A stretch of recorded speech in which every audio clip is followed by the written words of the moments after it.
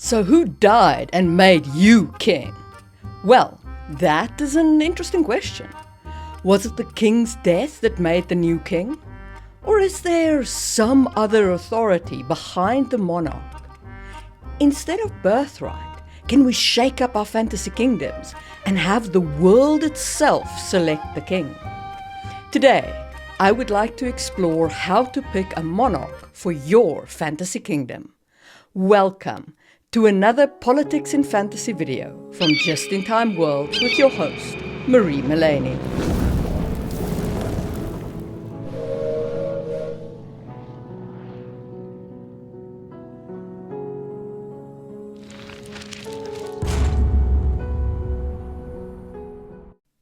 I have previously covered how to build a kingdom from the ground up with everything you need for it, which you can check out in the information card.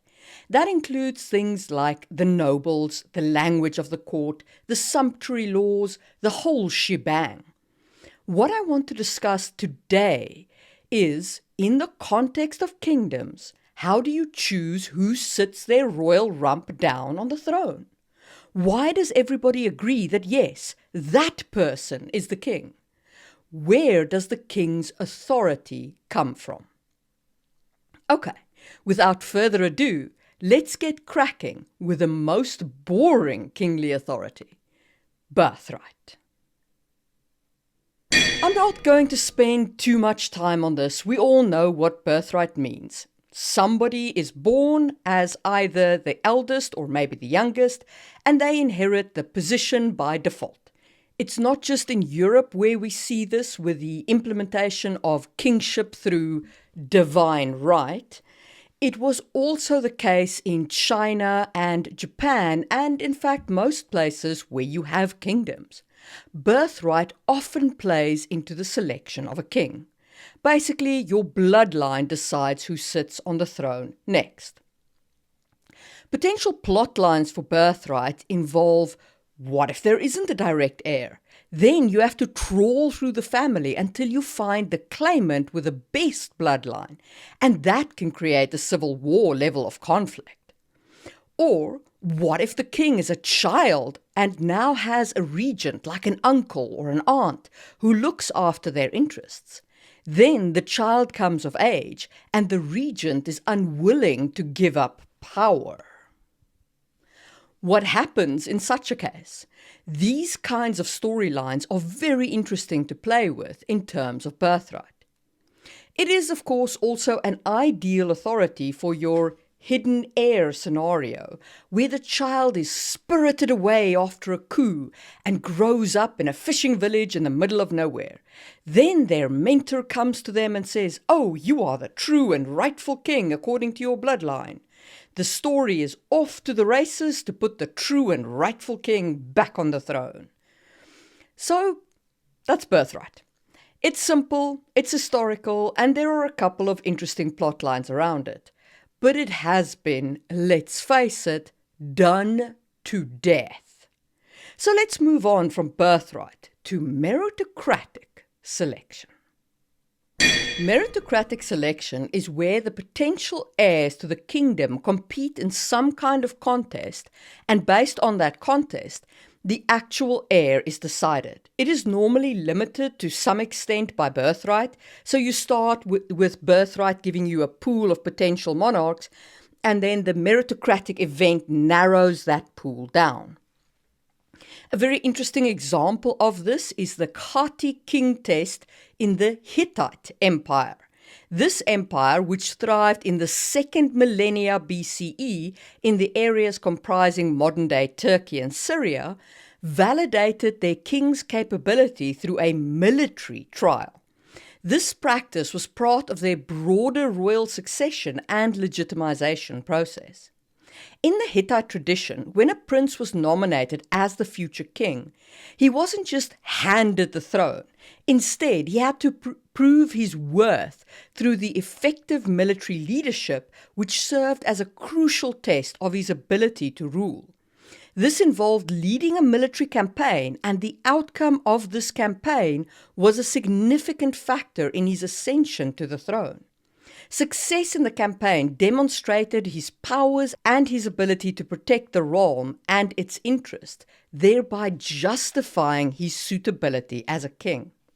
Not only is this a very interesting way to select your king, but it also shows us a lot about the culture. The Hittites were known for their military innovation, including the use of chariots and iron weapons. Their empire required constant defense and expansion, which made military leadership indispensable for a ruler. This trial by military campaign was a practical measure, ensuring that the ruler was not merely born into the role, but earned it through demonstrable skill and valor. If you implemented this kind of test in a fantasy world, I would understand as the reader that this is a very militant culture that prizes strategic thinking. And in a fantasy world, you don't just have to go with a military trial. You could have a trial by combat, a magical feat, or they could have to prove their wisdom through knowledge of the philosophies. Maybe they compete with other potential heirs in a series of competitions, showing their military skills, their magical prowess, and so on. This can really build out what is important to your culture by showing what they value in their monarch through the meritocratic trial. Storylines for this kind of society include the trial itself, following a candidate trying to get through it. What if there was cheating in the trial and now someone is trying to get justice, but they are considered to just have sour grapes? Or what if someone no longer wants the trial to be the way kingship is selected and leads a rebellion?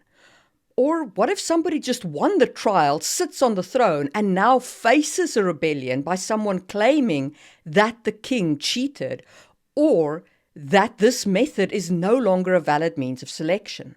You have a lot of really good political storylines that can evolve from selecting your king through meritocratic means. I've actually just finished building out my Empire of Imoven, which has this kind of meritocratic selection and also practices fratricide. So once the king has been selected, that's it, no more siblings. And what this gives me is a protagonist who has run away from being assassinated because they were too young to actually take part in the trial itself.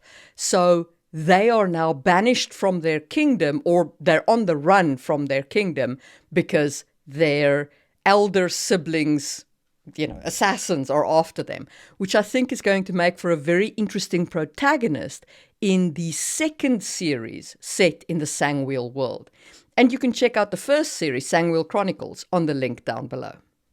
So you've got a lot of story potential here. And if you enjoyed learning something about the Hittites today and talking about selecting your king through meritocracy, hit the thumbs up button.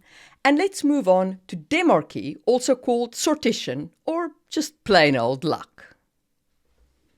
Sortition, or demarchy, is basically where decision makers are chosen randomly from a pool of eligible citizens. In the case of a monarchy, you'd probably limit it by birthright. So you'd say everybody in the family is eligible to be selected for kingship, but who the actual monarch will be is in the roll of the dice. Or maybe all the names are put into a hat and the first one drawn is the monarch. This is a very novel way to select your king, and of course, it shows that the culture believes in luck.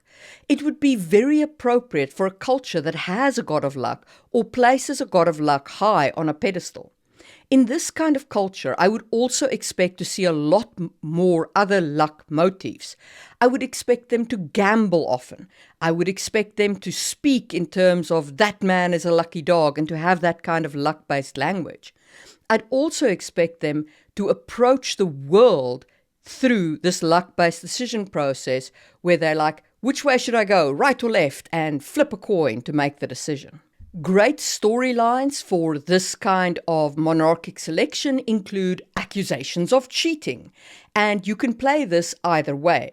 The hero can be the person who won that must now prove that they didn't cheat, or the hero can be the accuser who must prove that the king did cheat. Perhaps there has been political maneuvering, and some people's names were removed from the hat completely, and now the hero is on a quest to prove that the god of luck has actually been circumvented. Or perhaps there is a god of order who believes that this is not the right way to choose a monarch at all, leading to conflict between two kingdoms, one that believes in luck and chaos, and another that believes in order and rigidity. These kingdoms could clash over the philosophical ideal of choosing your monarch through luck or through something more traditional like birthright. This kind of monarchy selection process can generate some strong conflict, and all of it is just based on the roll of the dice. And if you enjoyed this discussion of demarchy, hit the thumbs up button, and let's talk about electing a king. Now, before you say that nobody elects a monarch, the Holy Roman Empire has entered the chat. The election of the Holy Roman Emperor was a unique and intricate process that evolved over centuries, combining elements of tradition, politics, and religious influence. The system formalized in the Golden Bull of 1356, issued by Emperor Charles IV, laid down the procedure and participants involved in the election. The election of the Holy Roman Emperor was carried out by a small group of high-ranking nobles known as the Prince-Electors. Initially, there were 7 Prince-Electors, although this number changed over time. These electors represented both secular and ecclesiarchical principalities within the Holy Roman Empire. The original 7 electors were the Archbishop of Mainz, ecclesiastical, the Archbishop of Trier, ecclesiastical, the Archbishop of Cologne, ecclesiastical, the King of Bohemia, secular, Count Palatine of the Rhine, secular, the Duke of Saxony, secular, and the Margrave of Brandenburg, secular. When the position of the Holy Roman Emperor became vacant, either through the death of the previous emperor or abdication, the electors were summoned to a central location to conduct the election. Frankfurt am Main was the traditional site for these elections. The electors would gather in a cathedral, usually St. Bartholomew's Cathedral in Frankfurt, where they would engage in discussions and negotiations. The process involved considered political maneuvering, alliances, and sometimes bribery. Money talks, baby. The actual voting process was conducted in a secret and ceremonial manner. Each elector would cast a vote, and then a majority was required to elect the new emperor. The vote was generally a formalized process, and the candidate needed at least 4 of the 7 votes to be elected. Once a candidate secured the majority of votes, the decision was announced publicly. The newly elected emperor would then travel to Aachen, or later other cities like Rome, to be crowned by the Pope, emphasizing the religious sanctity and approval of the Holy Roman Emperor's rule. And I'm sure that you can see in this very election process the immense storyline potential of this system. There's the bribery of electors, perhaps even unaliving electors who won't vote the right way, trying to convince reluctant electors, perhaps even trying to increase the election council and stack the vote. Catherine Kerr used this in the Devery series, where the province of Eldred went into rebellion against the king, and one noble in the province didn't go into rebellion. Then when the king came from Devery to the Eldred province and put down the rebellion, he told that one noble that we are now the only 2 people left in the electoral council who, is not going to hang for treason. So I'm going to nominate you for the position of being in charge of this duchy. You're going to second it, and that's how we're going to elect you. So that was a very interesting use of this kind of electoral council approach. You have a lot of potential to work with when you have an elective monarch or other ducal kind of position. There's a lot of politics to getting somebody's royal rump on the throne when there's an election process in play. Have you seen something like the Holy Roman Empire implemented in fantasy, besides the Catherine Kerr example I gave you? Let me know in the comments below. And let's move on to selection by fantasy.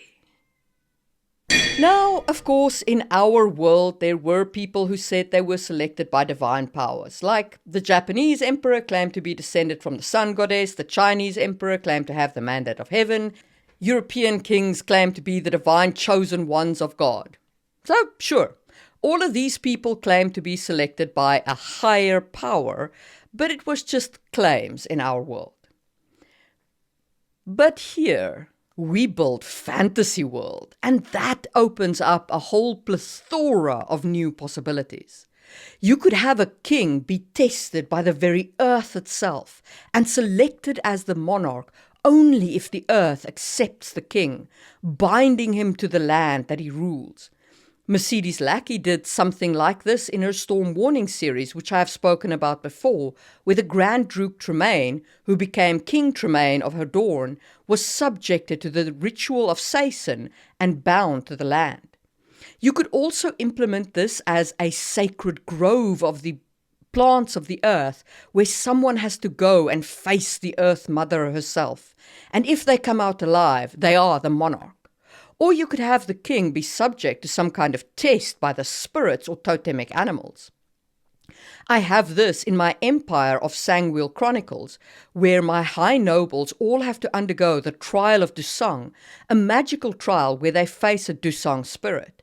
If they survive, they are judged worthy of their high office, either as emperor or one of the ducal houses.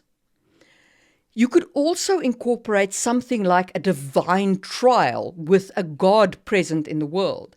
When people pray, there could be certain signs showing that this person or that one is chosen to be a monarch or something like that. You could even lean into the Arthurian legends, where a mythical feat shows someone's worthiness. For example, when Arthur pulled the sword out of the stone, it wasn't because he was strong, but because he was worthy to be the next king.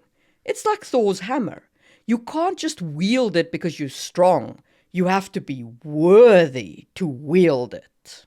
This approach can open up a plethora of potential storylines. For instance, if there's an evil kingdom and the heir to the kingdom has to be hidden, there could be a divine sign showing that they are the rightful king.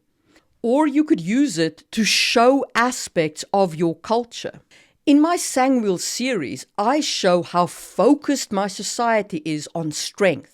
They sent children of 12 years old into Dusang caves to face these spirits in a life or death struggle.